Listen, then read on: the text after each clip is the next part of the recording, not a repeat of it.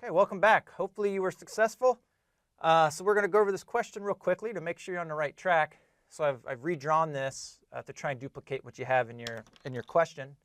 And what we have here is the level of the water it appears right near the third mark above the 40. And so if we count, we can see that we have 10 marks in between 40 and 50 mils on this graduated cylinder. So we can see that we are pretty close to 43. And we'll assume that it's at least at the 43, maybe slightly higher. So we'll call that 43. So we can measure those two digits for certain. And now we can guess or estimate where are we between this 43 and that 44 mark. All right, so since we have a mark on our graduated cylinder for every whole number, every ones place, we can guess the tenths place. And if we look at our answer choices, it looks like the best choice is going to be that it's right on 0. So it looks like it's pretty close to being dead on to the 43 mark. So we'll guess that as 43.0 milliliters. And if you look at your answer choices, none of the other answer choices make sense. It's either off by too much or it doesn't have the right number of sig figs. So hopefully you can see here we have 3 significant digits. Answer choice A would be incorrect because even though it's pretty close to 43, answer choice A only shows 2 significant digits. Answer choice C, it might be reasonable that it could be 43.05, but that's now reporting too many significant digits. We can only guess one decimal or one number beyond the ones place. So C is incorrect. D is wrong because it's telling us that we're somewhere near 44, so that's just an inaccurate measurement. And then E is wrong both because it's not accurate and it's reporting too many significant digits. So again, hopefully you can appreciate that now we had a different device and it gave us a different number of significant digits. So try and appreciate that as you go through these practice problems where you have to work with the sig figs or significant digits. All right, so what I want to do now is spend a little bit of time helping you think about, well, how are we supposed to work with these significant digits when we're calculating numbers, when we're manipulating our measurements? So we have 2 cases to worry about. So if you have addition, subtraction,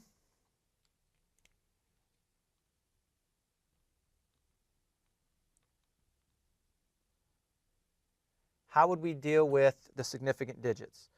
So I'll give you an example. Let's just say we're adding together 2 numbers.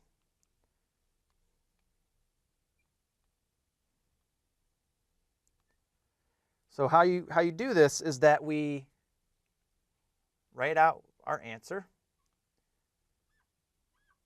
So if we were just to do this but without rounding or writing a correct number of sig figs, we might report that. But what we have to realize here is we have to report the answer to reflect what is the limitation with the sig figs in the problem. So we can see here that this number only goes to the hundredths place, whereas this number goes to the thousandths. So when you're adding or subtracting, the number in your problem that has the fewest number of decimal places, that's where you have to be in your answer. So we have hundredths, and we're going to have to report to the hundredths in our answer. So we're going to rewrite this answer as 1.01. All right, so when you add or subtract, it's the decimal places that will determine the number of significant digits you report in that answer.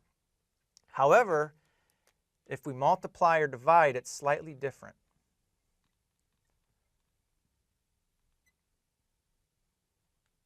So let me give you this example.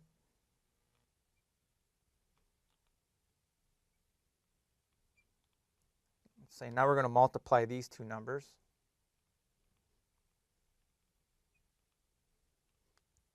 So if you multiply these, you should get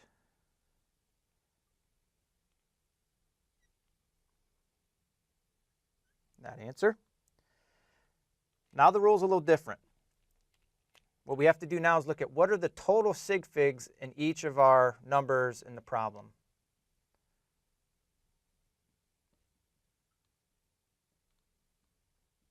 So we have 2 significant digits in 0.010. And we have 3 significant digits or significant figures in 2.10. So now our answer has to reflect the same number of significant digits as the number with fewest significant digits in the problem.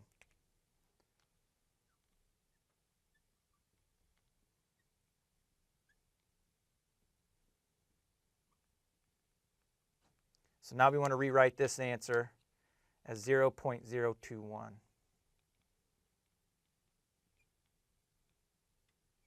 Which has 2 significant digits. All right, so the final thing is what if you have a problem or a manipulation you have to do where you have to combine perhaps multiplication and division. So this it's pretty simple. If you have a step where you have to add or subtract, you would want to do the sig figs for that step first. And then if you take that number and multiply or divide it by another measurement, then you would do sig figs based on the multiplication division rule. So we will do an example of that in just a second. But before we do, I want to show you just a few of the rules for significant digits and rounding. So we'll pause for just a second and we'll come back to that. All right, so we went over addition and subtraction. We went over multiplication, division, how to come up with the right number of sig figs for that. And when you do a multi-step calculation, again, do your addition, subtraction steps first, and then do your division or multiplication steps afterwards. Do your sig figs individually. Now what we want to do before doing a practice problem is making sure that you're familiar with all the various ways in which you can actually count the sig figs, and then the rules for how you round your answers once you've gotten to the end of the calculation. All right, so for counting sig figs, just to make sure we're all on the same page, I'm going to give you 3 examples.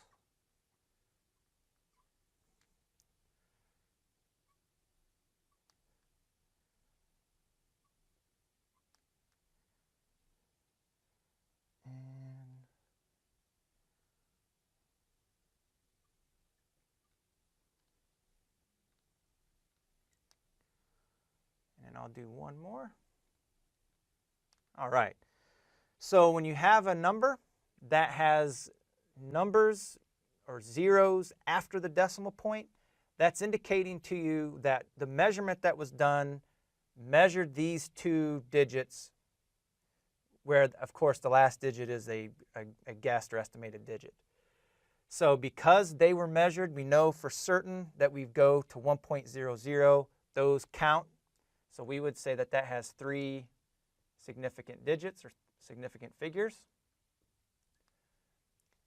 However, if we have this number, so 0.0010, so we know that the final 0, that was measured, so whatever measurement device we had was able to allow us to estimate that last digit.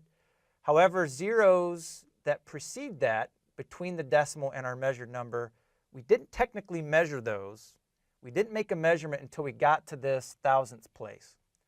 So only the last 2 digits would count here. So this would be 2 significant digits or significant figures. Same thing here. So now these 2 zeros are placeholders. They weren't actually measured, but we did measure those 3 digits at the end. So that one would also have 3 sig figs. And now this last example, I just want to point out that if you see a number like this, technically that would be an ambiguous number of sig figs. Because we don't have a decimal place, we're not sure whether those were measured or not. Did we go beyond the decimal place? Do we have a measurement to the tenths or to the hundredths? So some instructors will often deal with this less rigorously, but personally, my preference is to not ever show a number this way where you have zeros at the end of a whole number. So you would want to put this into scientific notation,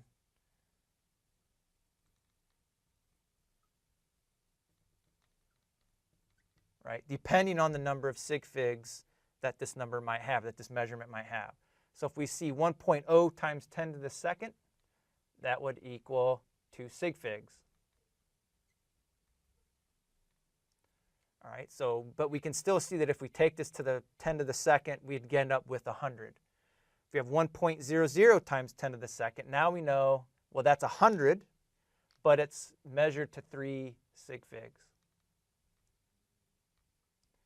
So if you ever have a number, a whole number, don't have trailing zeros at the end. It's ambiguous.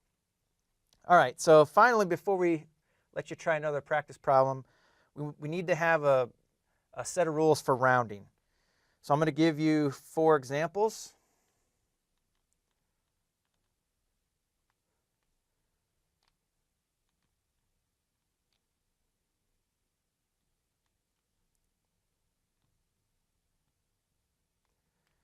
And 2.750.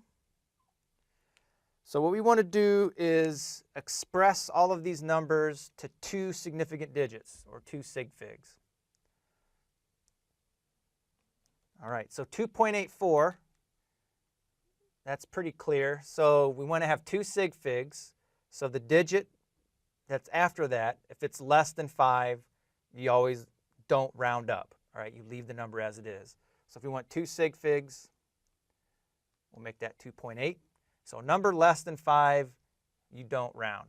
You leave it as it is. Here we have 2.85. So now we're at 5, but then there's a number after that. So if we're at something bigger than 5, whether it's 5.1, 5.2, or of course if we were at 2.86, anything at 5 or higher, if there's a number after the 5, you would then round that up. So that would be 2.9. So keeping the number the same or rounding up is generally pretty straightforward. But then the case where it gets a little tricky is, what if we have zeros after that 5?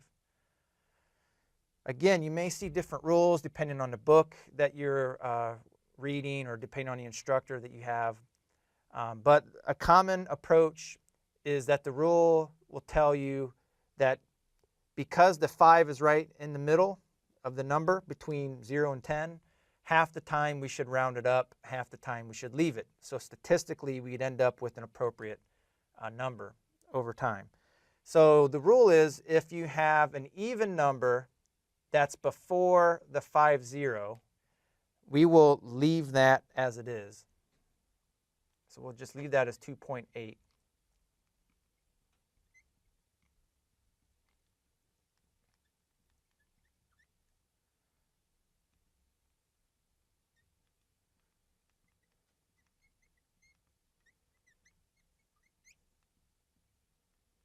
All right, so an even number before a 50 at the end, do not round up.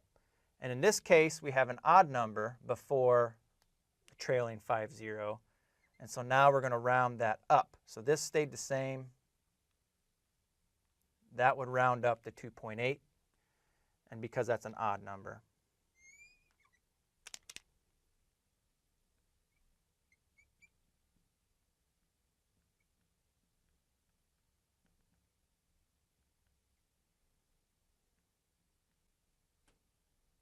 All right, so that's one approach you can take. So if we all do this, we'll all be on the same page.